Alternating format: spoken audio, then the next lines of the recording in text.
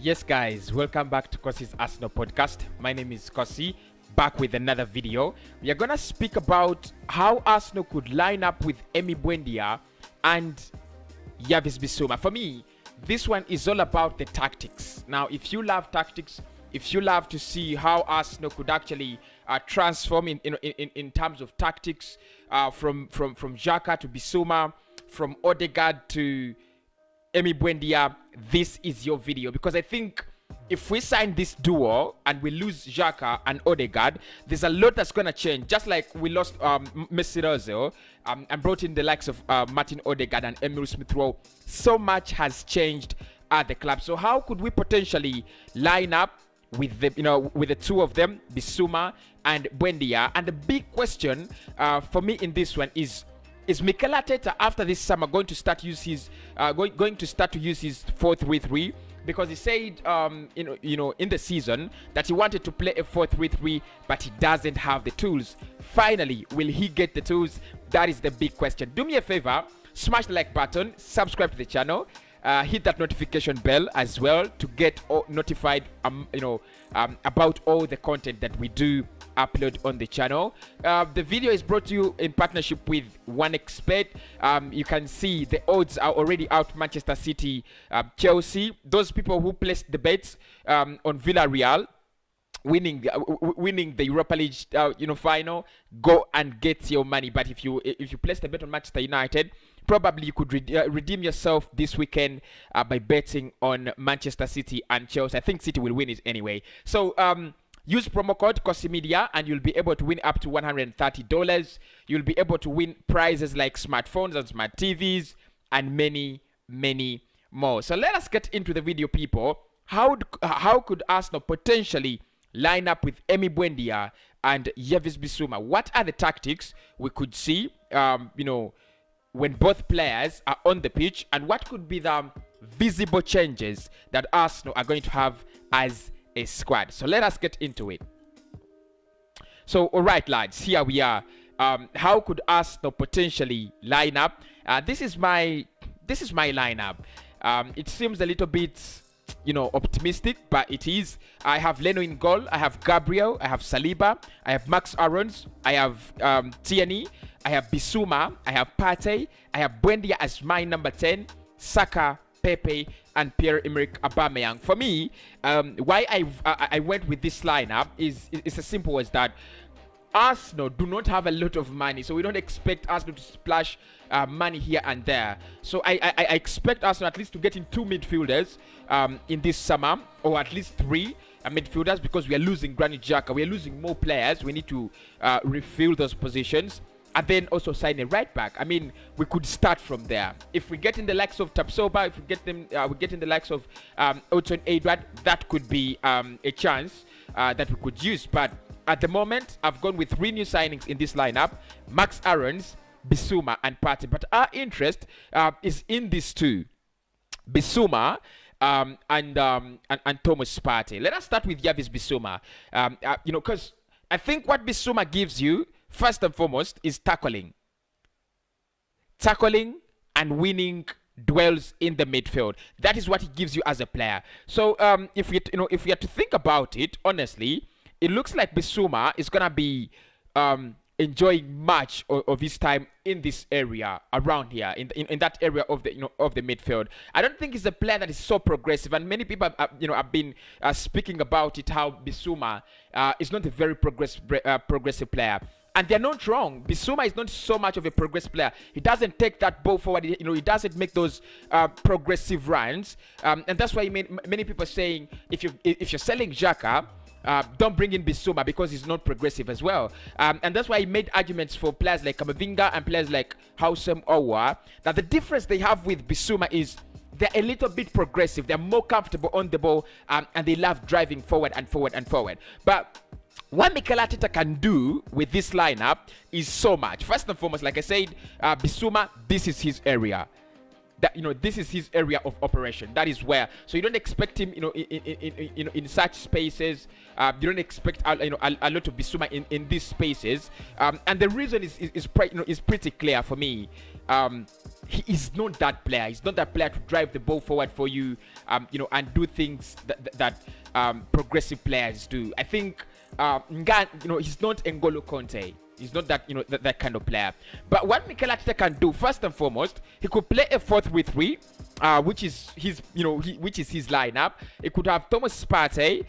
In this case, Partey would be the Fernandinho. No, Partey would be the Rodri. Then you have Bissouma, who could be Fernandinho at City in this case. And then you have Emi Buendia, who could be your Kevin De Bruyne. So he could play a 4-3-3 with Partey, Buendia, and Bissouma as the three in midfield. And then the front three, of course, you could go for Pepe, Xhaka, and Aubameyang. Alternatively, we could go for the first lineup we have seen, playing these two in a pivot, Partey and Bissouma playing in a pivot, and Emi Buendia just enjoying this free roll around here as the creative player. And I think that is what you want Emi Buendia to do, because for me, he's more like Bruno Fernandes. You want him to enjoy a lot of time in this area, but you also want him to move for move with the ball. So let us pick up the ball around here. So you want him to move the ball into this into this area, and move this body his body into this area as well, so that you have an attack of 4. And what that does is, when he moves forward, you have the likes of Thomas Partey moving into this area, and you also have Yavis Bissouma moving into this area. So what these two would give us is they would add to our press. They would make our press a little bit more quality. Why I don't rate Granit Xhaka is simple as this. Because if you had Odegaard there, you have Partey, and you have Xhaka. What I do not like about Granit Xhaka is, whenever he reaches the center line, he doesn't add to the press.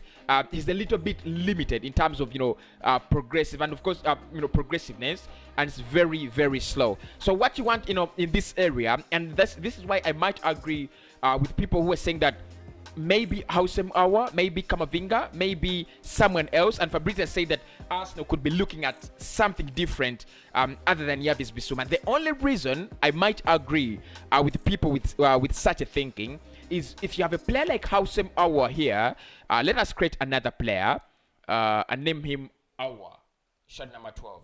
Alfredo William is leaving. So if you had a Houssem Aouar in this place, and then you eliminate Bissouma, what Aouar gives you is so different from what Bissouma gives you in terms of tackling, in terms of getting this ball back, and these these runs.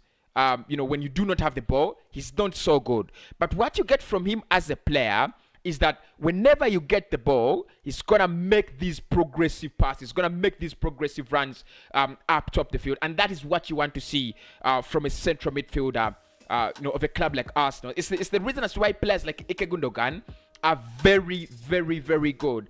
They are, defensive wise, they're not so good, but when it comes to getting the ball and driving it forward, and Mikel Arteta wants to play that kind of formation where Arsenal can have the ball all the time, keep it all the time. So if you are gonna play that, then you might not need a player like Bissouma. If you have Thomas Partey, you need a player like Houssem Aouar. However, with Mikel Arteta's defensive, I don't know how you should call it, but he's locked into in his head when it comes to protecting his defenses. Then you need a player like Bissouma, because it's gonna whenever the club goes forward, because at times you could have this 4-1-2-3.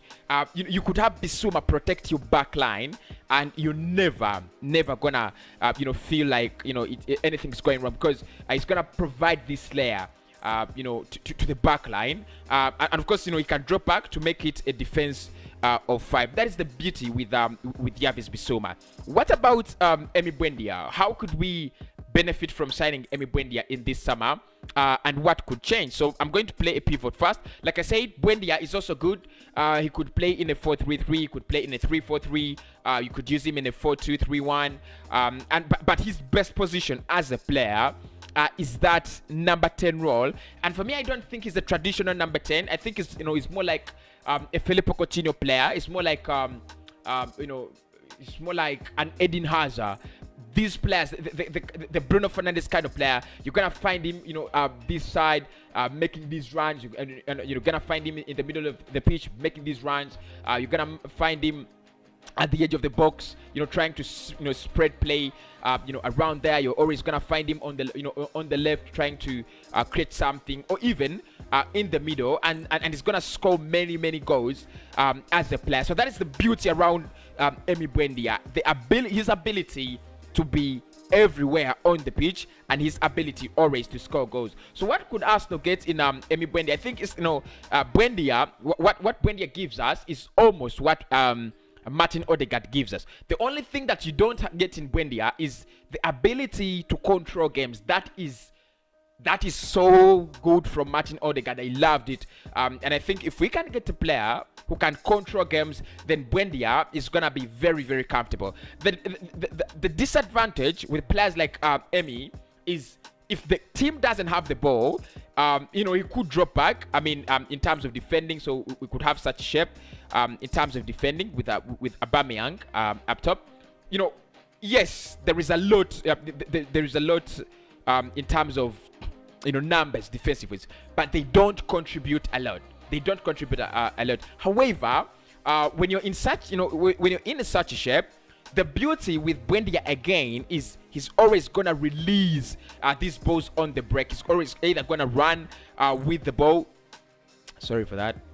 He's gonna run. He's always gonna run with the ball from these areas. Until the penalty area, or he's gonna make these passes for the likes of Nicola Pepe to meet them, make these passes for the likes of Xhaka to meet them, and of course make these straightforward passes for the likes of Pierre-Emerick Aubameyang. And I think we could get see more chances created for Aubameyang and Xhaka and Pepe and a couple of other forwards at Arsenal if you have a player like Emi Buendia, because for him, other than Martin Odegaard, he is specialized. His specialization is, I want to score goals. I want to create chances. That is what I do. That is how I earn my money. That is Emi Buendia. So if we played him in a 4-3-3 at the moment, I think it's going to be part of the midfield three, which is Bissouma and Partey, and he would be a little bit more advanced to play as a support striker, as Bissouma and Partey cover for him in that area.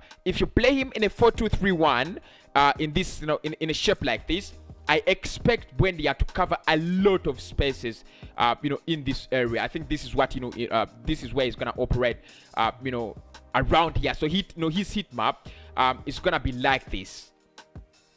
So he might have a heat map similar to that. And the reason you're playing him as a free agent, as a free roller in the midfield. You've seen Emile Smith-Rowe and Martin Odegaard. If you watch or look at the heat maps of Emile Smith-Rowe and Odegaard when they're playing as number 10s in the 4-2-3-1, they're all over the place, and that's the reason, and that's the beauty with players like Emi Buendia and Odegaard. They're always gonna smash up the place, and you're gonna have lots and lots of chances created. So but I prefer a 4-2-3-1 because I think it doesn't exploit us defensive wise like a 4-3-3 or a 3-4-3, because a 3-4-3 forces us to play a high line. A 4-3-3 also forces us to play high line. When you're playing a 4-2-3-1, you can actually choose not to play a high line. What you do is you have Buendia moving in closer to Aubameyang, then Bissouma moving in closer, and Partey also moving in closer.